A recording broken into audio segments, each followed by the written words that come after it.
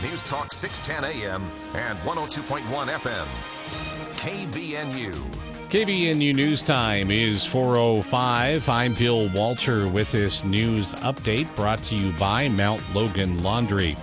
When the Utah Department of Health reported today that the number of new coronavirus cases had ballooned to 527 in 24 hours, it explained an issue with a server resulted in delayed reporting. But that issue only amounted to fewer than 40 cases. The increase in cases serves as a reminder that we are not out of the woods yet, said UDOH spokesperson Charla Haley, and it remains critical for Utahns to get vaccinated, to limit your contact with others who are not part of your usual circle, wear a mask when you can't physical distance, stay home if you're sick, and wash your hands often. Today's report is the most statewide cases since the health department reported 525 positives about 2 months ago. There were 3 new COVID-19 deaths in the state's new daily report, including a female resident of Box Elder County who is between the ages of 25 and 44 who was hospitalized at the time of death. She is the 107th coronavirus death in northern Utah. The Bear River Health Department reported 16 new cases since Tuesday and a new total of 22,223 in the district since the start of the pandemic. To date, in the Bear River Health District, there have been 949 hospitalizations.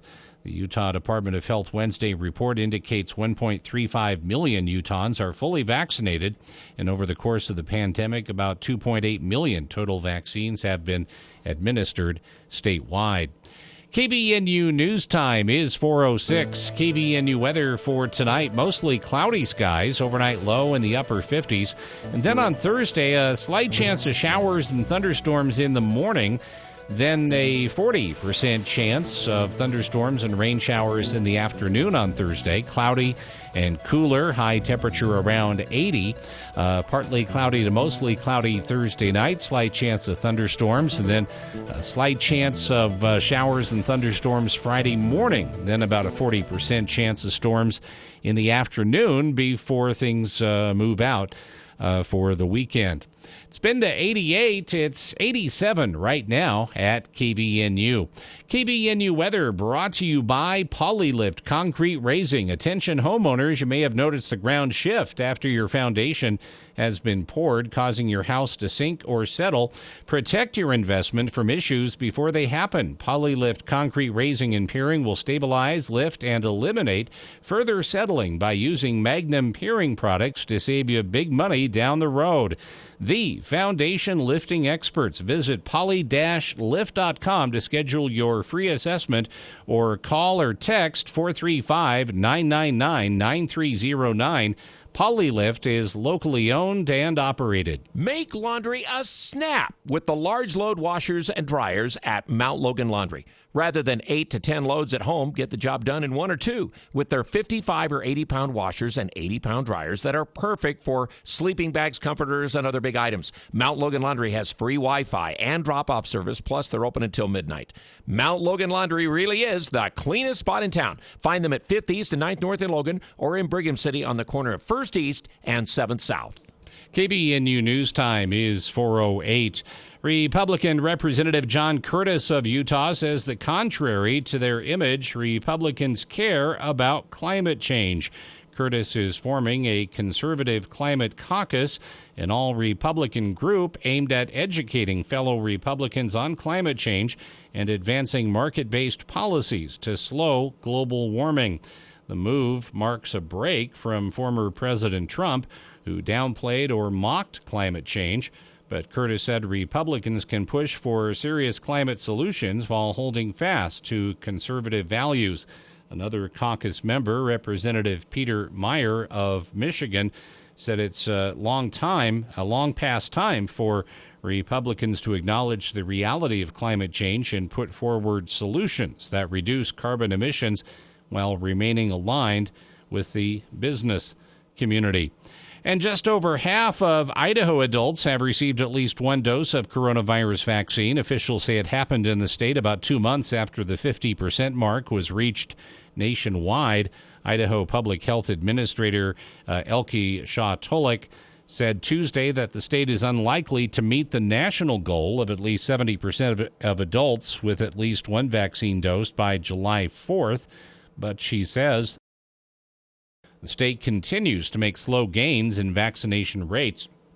U.S. Centers for Disease Control and Prevention says Idaho has the 8th lowest adult partial COVID-19 vaccination rate in the country. KBNU News Time is 4:10. For more details on these and other stories, visit CacheValleyDaily.com. News and current events. News Talk KVNU, 610 AM and 102.1 FM. Trouble with pain, sleep, or anxiety? Want better health? Try CBD7, the CBD experts. You simply can't get this water-soluble CBD at grocery, convenience, or health food stores. Water-soluble CBD7 absorbs 15 times better and tastes great. CBD7 has the only clinically proven formula with real measurable results. Many feel better in minutes. CBD7 is not a drug and has no side effects. Other CBDs just can't do all that. Visit CBD7 today. Learn about CBD and try our best for free. Oh, little piggy! Let me in or I'll blow this building down! Nice try, Wolfie, but this here building's made from steel. All right then, here goes! Gosh, that didn't work. A building from Northern Steel Buildings will keep out the big bad wolf, and they don't break the piggy bank. Visit northernsteelbuildings.com to see their quality work or call 435-677-7300. Northern Steel Buildings. Value from concept to construction. Total joint surgeon Matt Olson at Intermountain Logan Regional Orthopedics is the only fellowship-trained total joint specialist in the Valley. At Logan Regional Orthopedics, we teach you everything you need to know to prepare for your surgery and then guide you as you get back to doing the things you love. For more information or to schedule a consultation with Dr. Olson, go to loganregional.org/totaljoint or call 435-716-2800.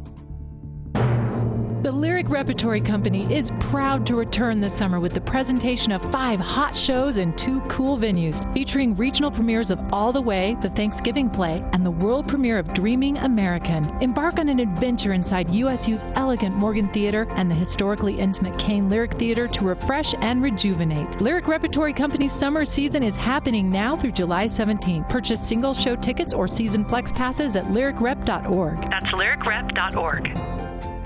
Guess which energy source is truly the cleanest for the environment, is affordable, abundant, and is ready right now to do what all the other clean energy sources hope to do someday?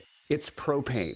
Yes, propane. To learn more about what propane can do for you, check out the State of Energy right here, Saturday mornings at 6:30. Also, the propane industry is set to grow by $50 billion over the next 5 years. Go to findapropanejob.com.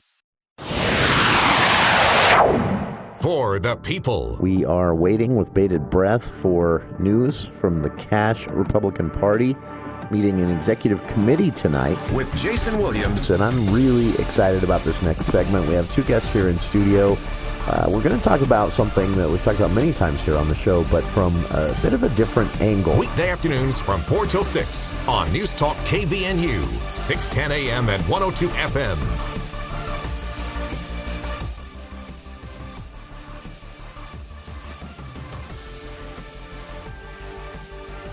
Welcome to KVNU's For the People, Wednesday, June 23rd. I'm Jason Williams. I'm sad about this. Start the show off here. I was hoping to be able to announce that on short notice, Representative Blake Moore would be joining us. Unfortunately, House leadership, federal House leadership, had a different idea, and they've called him into some legislative action, a do not miss kind of scenario. So unfortunately, he won't be able to join us after all to start the show today, but will be joining us tomorrow. If you'd like to see what he's going to be talking to us about, there's a lot of information about it out there already, but it's a really big deal, and it's one of those pieces of legislation where you read it and think, you think 2 things. 1, we weren't already doing this, and 2, if we weren't already doing this, no one had this idea before now.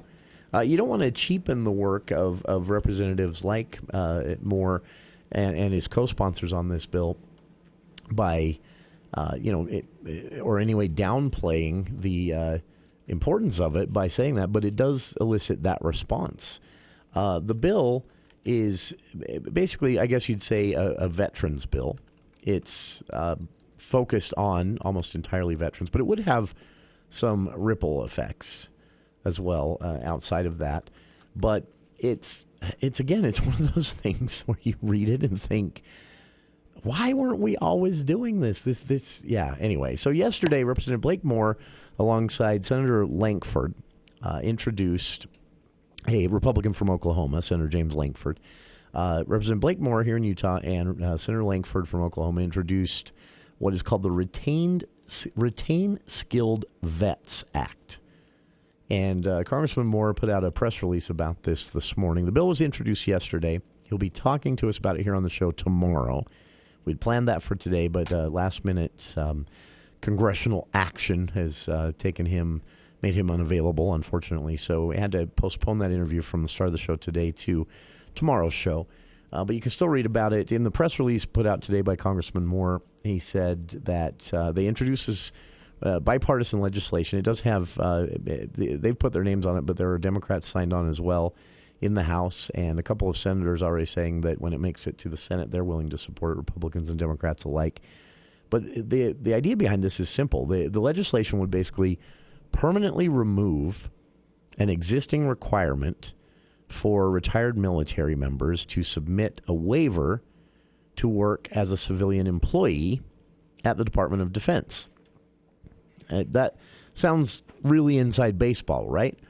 Until you look at some of the statistics on how many veterans are hired by the Department of Defense, in contrast with how many positions that remain open right now with a hiring issue hitting even the Department of Defense, not just local restaurants and things like that.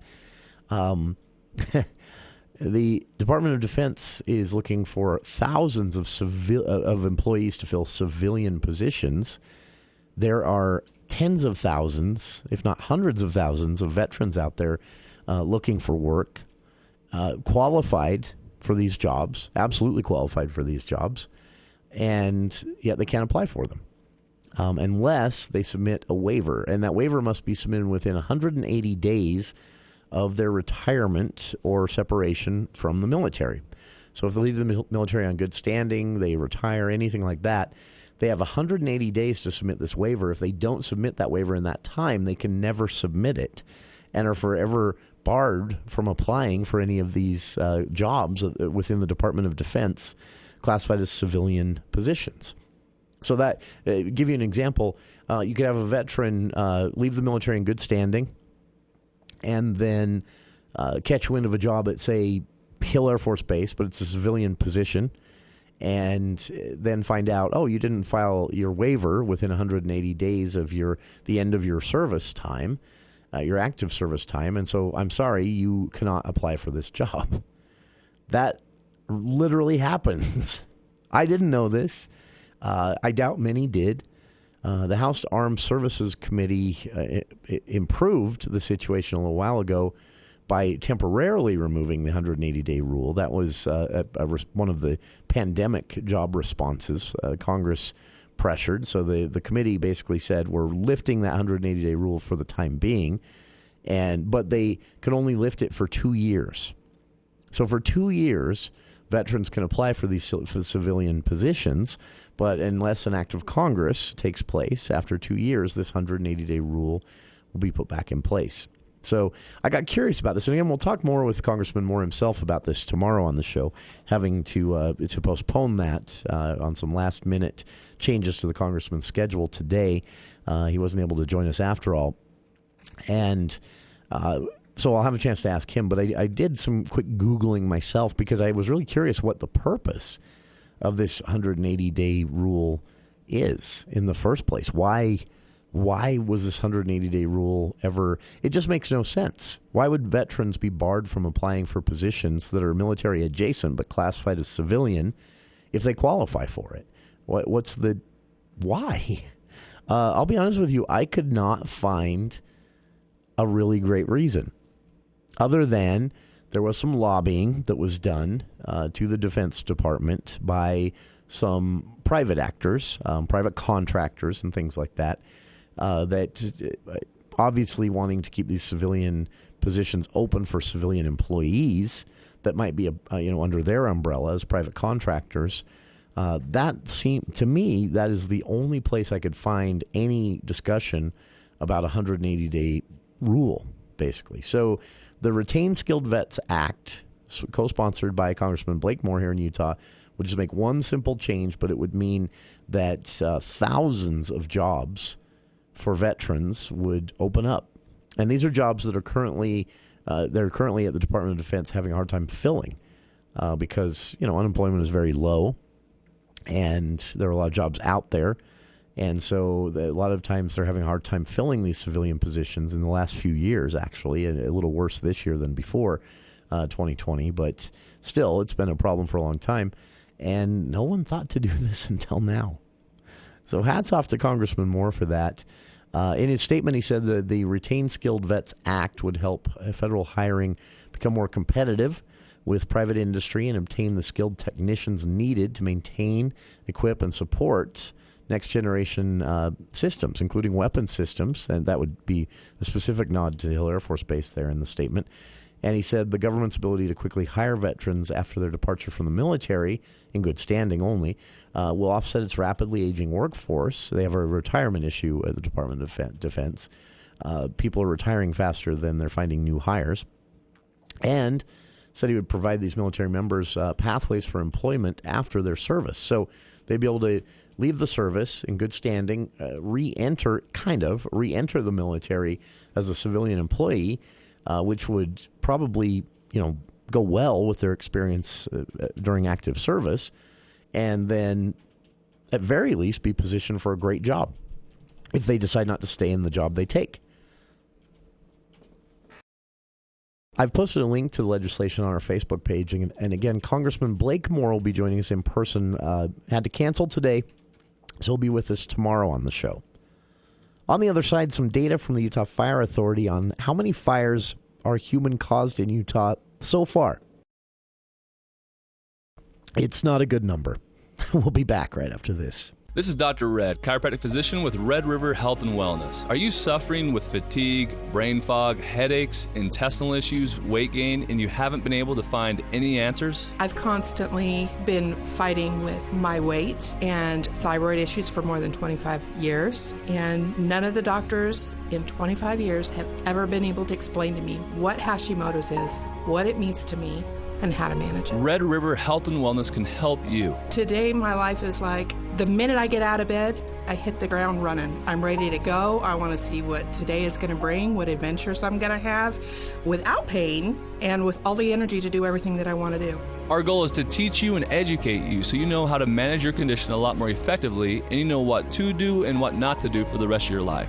With our satisfaction guarantee, you have nothing to lose. Call Red River at 855-55-RIVER to schedule an in-depth consultation absolutely free. All appointments can be done remotely by FaceTime, Skype, or phone.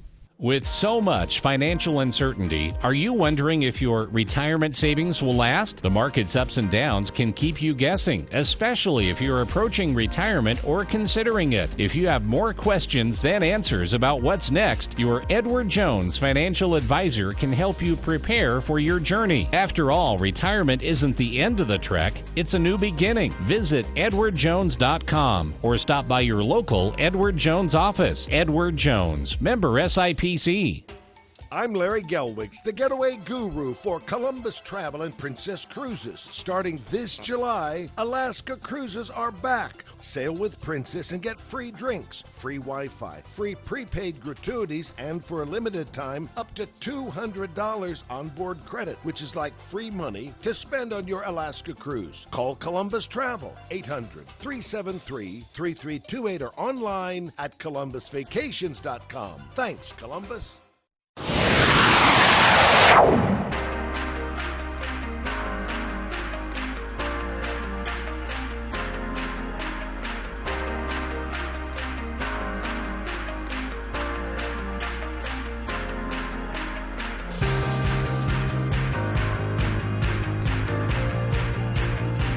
Welcome back to KVN News for the People. Coming up, again, we'll talk about some data published today by the Utah Fire Information Service. This is a government agency mainly staffed by fire marshals, retired fire marshals, scientists, researchers, and their entire job, as the name implies, is just to keep tabs on, collect data, and disseminate information to the public through the media and direct access as well. You can find them on Facebook, Twitter, and a website, which is utahfireinfo.gov. They published some data today on human-caused fires, the number of fires burning, all kinds of things. And we'll talk about it in more detail, including a clip from a video they released that not only takes a look at the current fires burning in Utah, the current situation in Utah, but also expands out into the West, gives you an idea of the resources that are already being committed to wildfires in June of what Governor Cox has called the worst drought in Utah in 75 years. So just as a service here, no updates as of right now on the stage of restrictions.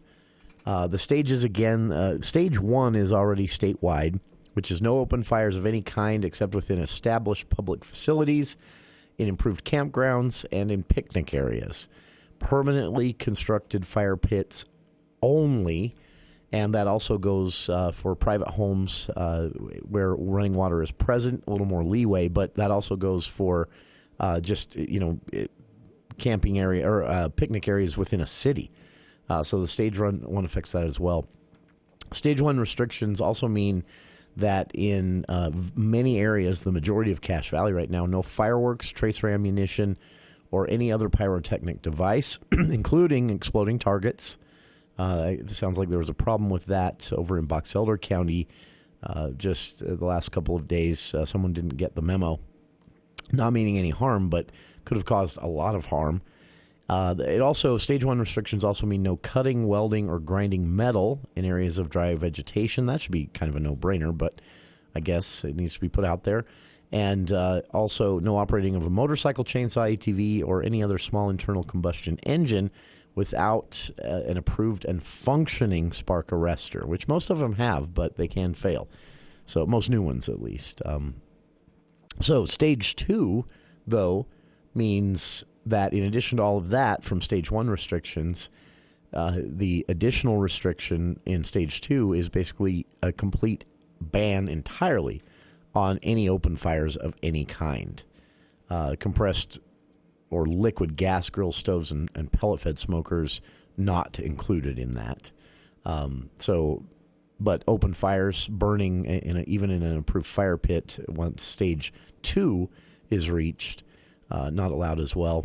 And right now, to let you know, southwestern Utah, as of May 26th, actually was in stage 1. They went to stage 2 on May 1st on stage 1.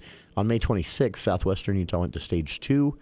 The Wasatch Front remains in stage 1 for the time being, except for some BLM lands and western desert areas and the districts, the Western Desert District of Cache, Morgan, Rich, Salt Lake, Summit, Tooele, Utah, Wasatch, and Weber counties included in that, by the way. So still stage 1 there. Southeastern and northeastern Utah, both at stage 2 already. No open fire burning at all. And then northern Utah, starting June 16th, as I mentioned, stage 2 restrictions were in place only on state lands, on private unincorporated lands here in northern Utah. So right now, no changes to what we've been talking about all week. I am guessing this will change before the 4th of July. I would guess before the 4th, the entire state is at stage 2. So I would recommend just wrapping your head around. If you got camping plans, especially for the July 4th holiday weekend or weekend after, anything like that, just count on open fires. In general, probably being a bad idea right now. But count on them actually being against the law by the time the July 4th holiday comes around. So, and these are enforceable restrictions, and they are enforced. This year, they're actually ramping up that enforcement due to the concern over wildfires. And as far as fireworks go, we get questions about this every day because everybody's seeing a lot of this in the news. We'll talk about it more in hour 2 with this update from the Utah Fire Information Service. But and they explain this in the audio that they've sent out. So we'll get to that at the start of hour 2's show. But so far, it's kind of a patchwork out there. The most recent city that I read completely restricting fireworks across city boundary, from boundary to boundary, was North Ogden. North Ogden officials saying that conditions are too dry, homes are too far up the hill into that wildland area, and it's just not possible for them to safely have a fireworks season. So just not anywhere in North Ogden. Yeah, so North Ogden in general right now, fireworks not allowed. And it's kind of hard to hide fireworks. So the real risk in all this, I like that. I've been critical of the legislature, and I will remain critical of the legislature because they're kind of passing the buck, and I don't think that's what leaders do when it comes to dealing with the conditions that are out there and some of the rules they've written on how and when cities can ban fireworks. There's a lot of confusion because legislative rules, they've consolidated that power basically into themselves, period. And now as it's right in front of everybody, they don't want to act because they don't want to put it on, they don't want to take responsibility for the decision. They want to pass the buck to the cities. But unfortunately, the rules they've written themselves don't allow that technically. So they're basically saying, go ahead, we'll make it legal if we have to, if someone sues. So cities are moving ahead with that. North Ogden, again, as far as I have heard, North Ogden, the closest to Cache Valley, that has actually said, not safe to have fireworks at all this year. I am told, though, that it's being considered in Ogden City and in some spots in the Box Elder County area. So we'll see. I haven't heard a word about anything like this in Cache County yet, but if you look at the map for Stage 1 restrictions where fireworks would already not be allowed, honestly, a safe way to think about this is unless you are in downtown Logan, fireworks are either going to be not allowed or not a good idea. Yeah, the closer you get to boundary areas or wildlife area or mountains, off limits. Yeah. It's a bad situation out there, though. But that's the latest. And again, no official update on any additional restrictions yet for northern Utah. But we'll see where things go as things continue to dry out. Coming up, as I mentioned, we'll have some audio of this update put out by the Utah Fire Information Service, which you can find on Twitter and Facebook by searching Utah Fire Info is their handle on Twitter and Facebook. They also have a website where they post these daily updates, which is utahfireinfo.gov. And their update today was pretty interesting because not only does it give you, as they do every day, a general update on conditions in Utah, number of fires, number of firefighters working on those fires, how contained they are, what the conditions are going to be like over the next few days as far as wildfire potential, all of that. Today they actually went so far as to expand that out and talk about the situation in the West in general. And it's eye-opening, to say the least. So we'll be getting to that coming up in hour 2 of today's show. A little snippet, a little teaser for that, if you will. Utah Fire Info put out this information today. 421 fires in Utah so far this year. Not actively burning so far this year. Of those 421 fires, only 37 were naturally caused. Only 37. And luckily, 385 of them have been contained.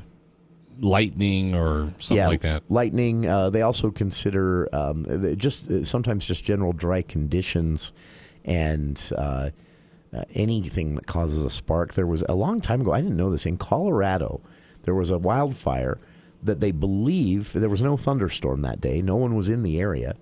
They had Forest Service workers that were witnesses to this fire starting. So a very unique situation you don't usually have. And the only thing that happened before one of the Forest Service, they were working on a trail, but they were working on a trail that was a good half mile from where the fire started. The only thing that happened when they, in the area where they saw smoke down the hill from where they were working, was earlier in the day, hours earlier, they saw a rock slide. There was a sizable rock slide, one of those shale slides. You see them all, throughout the canyons around here as well. There was a rock slide.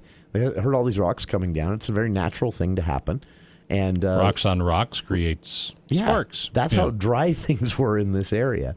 An amazing story, but that really kind of opened my eyes as well to how easily a fire can start. And then consider all the things we do that make sparks, more likely than a rock slide. But yeah, there was a wildfire in Colorado several years ago that they eventually decided had to have been caused by this rock slide that actually happened hours before the forest workers up on the hillside about half a mile away saw the smoke. So that's how quickly a fire can start in dry conditions. And obviously, by far the majority of fires here in Utah have been human caused so far. So a lot of worry going into the July 4th weekend. We'll get to that update from the Utah Fire Information Service, though, later on in the show. And we'll be back with more of KVNU's For the People after these headlines with KVNU's Bill Walter. Thank you, Jason. KVNU News Time is 4:36, and the news is brought to you by U&I Furniture. A 36-year-old Nibley man suspected of groping female customers at a Logan grocery store last year has been found incompetent to stand trial. Joshua Kress was arrested in December and later booked into the Cache County Jail temporarily. Kress failed to appear for a review hearing in 1st District Court this afternoon. He was previously charged with forcible sexual abuse, a second-degree felony, and giving false personal identity to police, a Class C misdemeanor. Public Defender Ryan Holdaway told the court Kress had been evaluated by medical professionals who determined he was unable to understand the court process and adequately defend himself. Cache County Deputy Attorney Dane Murray asked for Kress to be ordered to the Utah State Medical Hospital so physicians can attempt to restore competency. According to an arrest report, Logan City police officers were called to a grocery store December 21st after a woman claimed that Kress had walked up behind her and grabbed her buttocks. The alleged victim notified her husband, who was with her at the time the assault took place. The husband reportedly followed the individual through the store while the woman notified employees who contacted security. When officers arrived on scene, they spoke to the alleged suspect. He was hesitant to provide answers, tried to leave, and gave police a false name. According to the report, officers later located a wallet in Kress's front pocket that contained his identification. The store employee told officers that Kress had reportedly groped another female customer previously.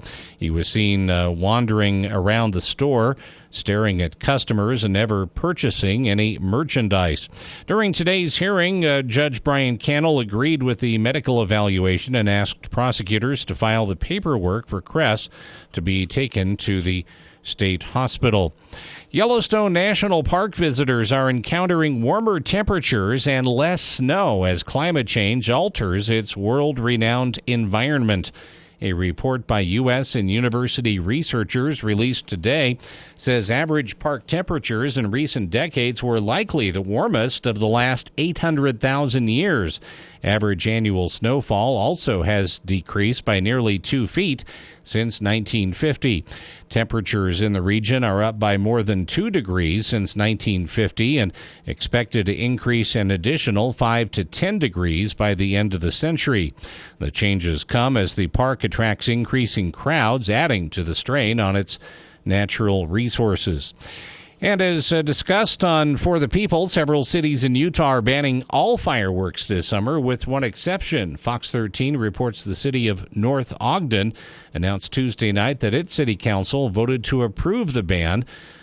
They said the ban will be lifted December 1st, although state law prohibits fireworks outside of July 2nd through 5th, 22nd through 25th, New Year's Eve, and Chinese New Year.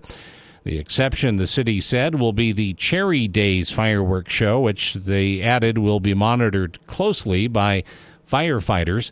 North Ogden joined Salt Lake City, Park City, Eagle Mountain, and others in issuing a ban on fireworks. Governor Cox says he does not have the power to issue a statewide ban, and state legislative leaders said they do not plan to call a special session to discuss such a ban. KVNU News Time is 4:40. UNI Furniture just acquired an entire showroom of furniture from the Las Vegas Furniture Market. Best Furniture, an American-made furniture company, delivered to UNI sectionals, sofas, recliners, lift chairs, accent chairs, ottomans, benches, and a whole lot more.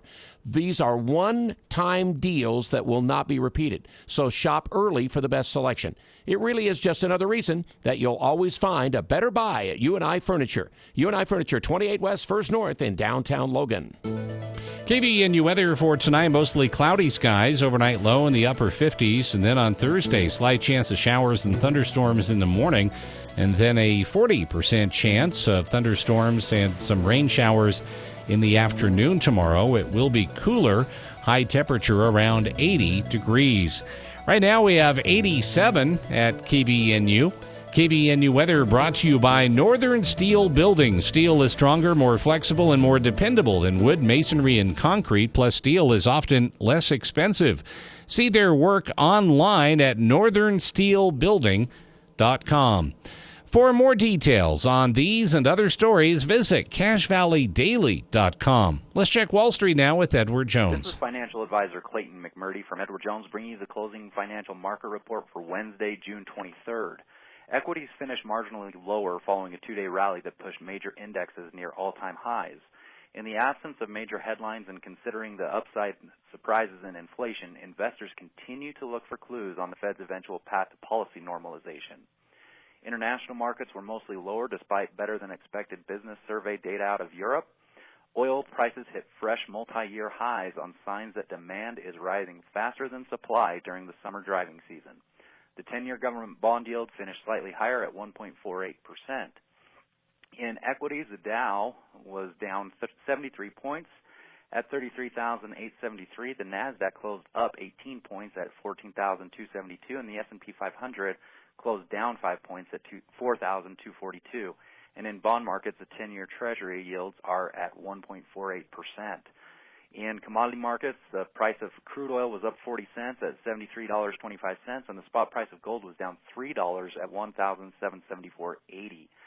In stocks of local interest, Apple was down 28 cents at $133.70, Autoliv down 35 cents at $98.89, Campbell's Soup down 37 cents at $45.22, GE down 8 cents at $12.95, Home Depot down $1.04 at $311.67, Lowe's down 58 cents at $191.14, Nucor up 29 cents at $95.97, Procter & Gamble down 19 cents at $132.93, R.R. Donnelley & Sons down 27 cents at $6.24, Thermo Fisher was up $1.81 at $494.02, Wells Fargo up 42 cents at $43.96, Walmart down $1.07 at $135.96, and Zions was up 32 cents at $53.14.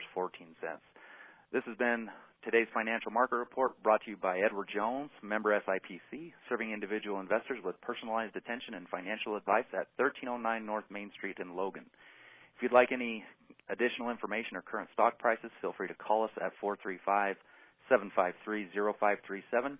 Visit any of our 7 offices. As the summer's war against weeds and pests rages on, a new bug threat starts hopping around, destroying garden plants and flowers. Luckily, you are ready for them with Logan Extermination's Perimeter Grasshopper Control. It's like a minefield for the minute menace. Good job, men. Another bug bites the dirt. Let's regroup before the next wave hits. They do what they are trained to do. Strike terror into termites, bash the bed bugs, and cook the cockroaches. Remember the brave men and women at Logan Extermination. Call 752-8450. Prices start at only $65.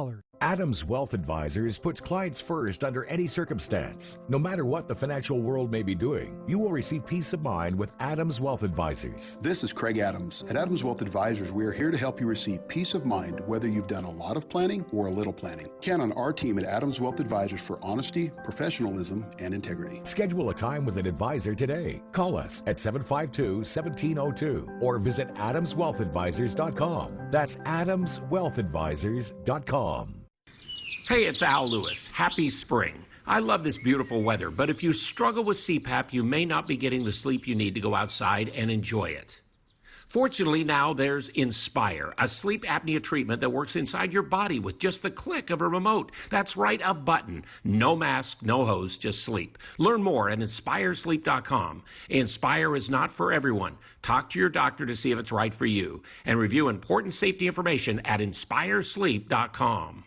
Thursday edition of the Clay Travis and Buck Sexton Show. Joe Biden has suddenly realized that defund the police is tanking the Democratic Party. What is his plan? Buck Sexton. Looks like they're going to go after your guns, folks. We'll break down what some of the likely areas are here for at least the proposed legislation that they want to take the Second Amendment and just trample all over it. We'll get into that and more coming up on the Clay Travis and Buck Sexton Show. 10 to 1 on News Talk KVNU, 102 FM at 610 AM.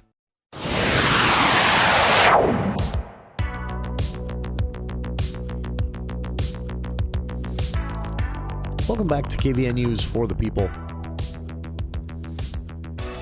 Driving through Logan today on my way to the station, past downtown, and happened to notice, it's been happening for quite a while now, but happened to notice the Center Street Market. It takes place every Wednesday here in downtown Logan, and again, has been for a while. But out of the corner of my eye, while waiting at a stoplight there on Main Street, I just happened to notice the crowd, the number of people out on the streets, the number of store doors opening and closing as people went in and out of downtown stores. And it was kind of exciting. It made me realize, or it reminded me, hey, it's summertime. Great time for these, for being outdoors and walking around in downtowns, wherever you're listening from. So we reached out to our friend of the Logan Downtown Alliance, Gary Saxton, to talk about this. And Gary, I appreciate taking some time for KVNU today on short notice even. This was literally as I was headed to the station today, Gary, I just saw this crowd and I thought, that's pretty exciting. So I wanted to reach out and see if you could tell us a little bit about, where this idea came from, what's drawing all these people to downtown every Wednesday, and where it goes from here. Yeah, well, thanks for taking time to talk to me, Jason. Glad to share what we're trying to do in downtown on Wednesdays. This Center Street Market is kind of a concept that you see in other large metropolitans and throughout Europe in smaller communities. Oh, sure. Where the market, people get together midweek and buy things that they need for the week. And so we thought we'd try that here on Center Street with our new remodeled street with the wider sidewalks. And I think it's turned out really good. And so I think we have created the foundation for something that can continue for years to come. So we're excited about that. It's pretty exciting to see, and it speaks to, this is a conversation that seems to be coming up again and again, but downtown is really changing. Literally as we watch, it's changing, but over the years, long term, it's changed as well. And there's been this long-term goal of you and every business owner that's a part of the Downtown Alliance of Logan City and multiple administrations. There's been this goal of just making downtown a destination in and of itself, and to get people out instead of driving, up Center Street headed somewhere else, to get people out of their cars and walking around Center Street in downtown. Yeah. And this was, I saw this today and I thought, oh, wow, they were successful. There were a lot of people out there. Yeah, we're really excited and pleased with the participation we're getting from vendors and Center Street merchants, as well as the general public showing up and making this all possible. So without those three elements, we wouldn't have a really cool downtown market happening. So we're excited that we at least got it started this year, and I'm sure it'll grow year after year. And since it is new, a lot of people are probably driving by wondering what's happening. So we hope that they turn in and get out and check it out. And throughout the day on Wednesday. And it obviously seems to be working. Again, a big crowd there, and this is the not only an opportunity for every business in downtown to kind of show off, strut their stuff a little bit as more people come down for the market, but you're also bringing in some things that are unique to every Wednesday there, and described here A friend of mine who had actually gone and checked this out was talking about some of the foods that are available, some of the artisan foods, and even some homegrown stuff that was being sampled out there on the street. This has a bit of it's a very market feel to it, I understand. Yeah, so I'll just mention a few that might be of interest. You know, we have an Argentine bakery, which she's authentic Argentine patisseries, so they're nice, really fun to see. We do have Dutch oven cooking, and we have this. Of course, we have Pawnee Island Grill, and then we have macaroni and cheese, gourmet macaroni and cheese, as well as Brazilian smoothies and lemonade. So we're trying to bring in some fun flavors.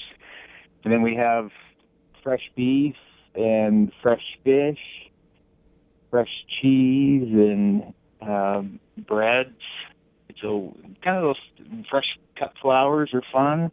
And just those things you might want to pick up every week. And then we have a lot of bathroom and personal care items that are being sold, apothecary and jewelry, and then we have fun items such as pottery and books. Very nice. And some artisan wood type items. So yeah, it's a real kind of a good mix of merchants all coming together, and we're looking to add more food trucks. So anyone who's listening right now who's in the food truck business, they should go online at logandowntown.org and let us know of their interest. Gladly include them. I see this here, vendor application and vendor space reservation forms at logandowntown.org, and this caught my eye as well. I'd never really thought about this, Gary, but you and I had talked here on the show as it happened and as it was completed, this restoration, if you will, of and even upgrade to Center Street as far as the parking, some of the design to the street itself, and I'd never realized how much space there was there. But there's a map here at logandowntown.org showing that with this redesign, there is space on Center Street alone. There is space for up to 20 food trucks. That's very cool in and of itself. Yeah, there's an amazing amount of space. We have 660 feet times 2. That's the length of our blocks. And then we have 18 feet of sidewalks. So there's a lot of square feet to work with. And we didn't know quite how this year was going to go, so we were kind of spreading the vendors out a little bit. But it seems to be we've kind of spaced them good enough. So there's some physical distancing if people are still concerned.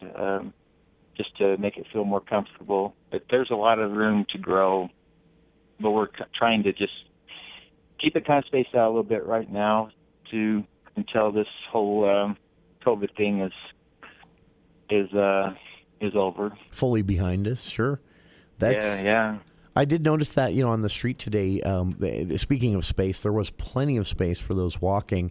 And the stores in downtown, obviously taking some precautions as well, and ask people to, as the governor has requested, be respectful of that. Each store might have their own different rules, but with vaccination rates where they are, with the weather where it's at, this is perfect for Logan. So an important question here I probably should have started with, Gary. When does it happen? From when to when each Wednesday? Well, it starts at 8 a.m., and we're thinking that 8 a.m. will be more popular with the produce providers. Sure. They'll want to come in early and sell their produce from probably 8 to 10 before the vegetables start to suffer in the heat. And then from 10 to 2 is just really probably the peak of pedestrian traffic and vendor sales, probably that 10 to 2. Then there's this little lull time between 2 and 4, and then it starts to pick back up after 4 again. And the market's been ending around 6 p.m., but we're hoping that with the addition of some live music here in July that starts at 7 p.m., the market will have a nighttime to it. So we're hoping that with the live music from 7 to 9, we'll have another crowd arrive and do the kind of the 5 p.m. to 9 p.m. with some live music. So that's coming up here in July. As soon as we can get the artists and performers booked, then I think that'll be a new addition to this market on Wednesdays. Very nice. This is honestly exciting to see. As I said, I caught this just literally out of the corner of my eye as I was waiting at a stoplight there on Main Street, headed to the station today. Quite a crowd out there. Everyone carrying a bag of some kind, from purchases at the stores there. And it's definitely, it's got to be exciting for you guys there at the Downtown Alliance to see this stuff that, again, has been, planned for and worked towards for years. And now you're here seeing it happen.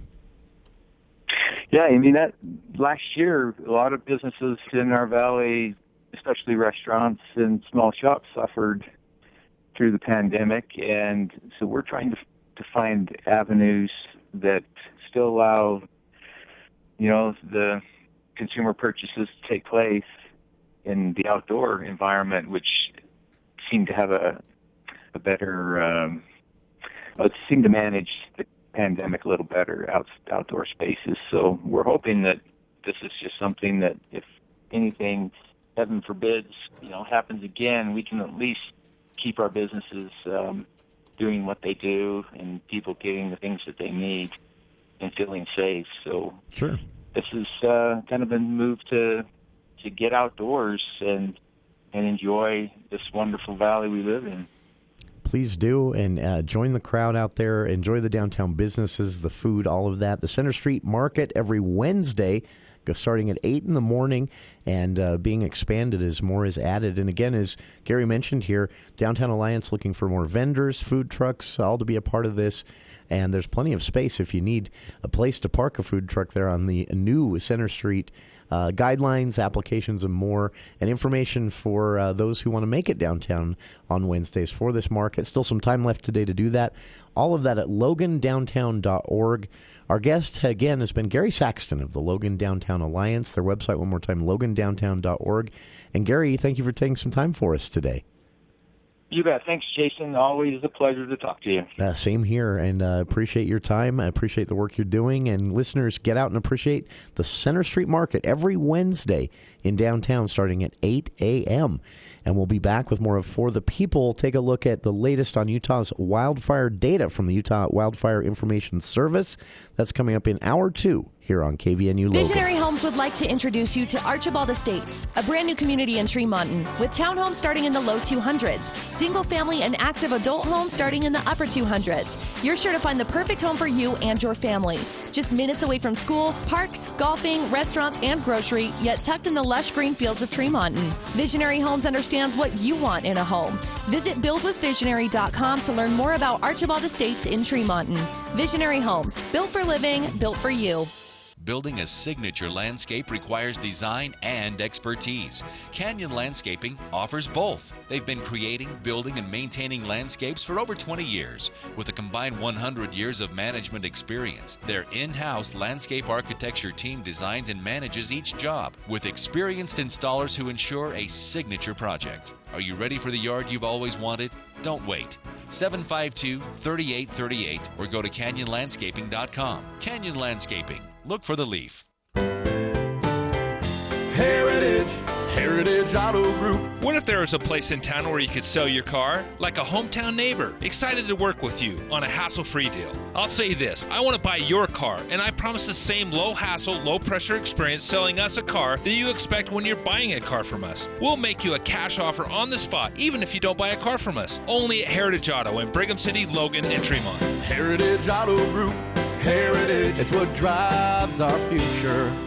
The Elements lunch menu is full of delicious items prepared with a personal touch at an affordable price. Elements wood-fired pizzas and calzones are an excellent choice for lunch that include barbecue chicken, classic pepperoni, or the whiteout with garlic cream, parmesan, house ricotta, and fresh mozzarella. From batter to order halibut with seasoned fries to the fan favorite Thai shrimp curry and more. Lunch at Elements is also available for takeout. Casual or professional. Open Monday through Saturday for lunch and dinner. Visit theelementsrestaurant.com for reservations. As our world changes, we'll keep you up to date. News Talk KVNU Logan, 102 FM, 610 AM, the voice.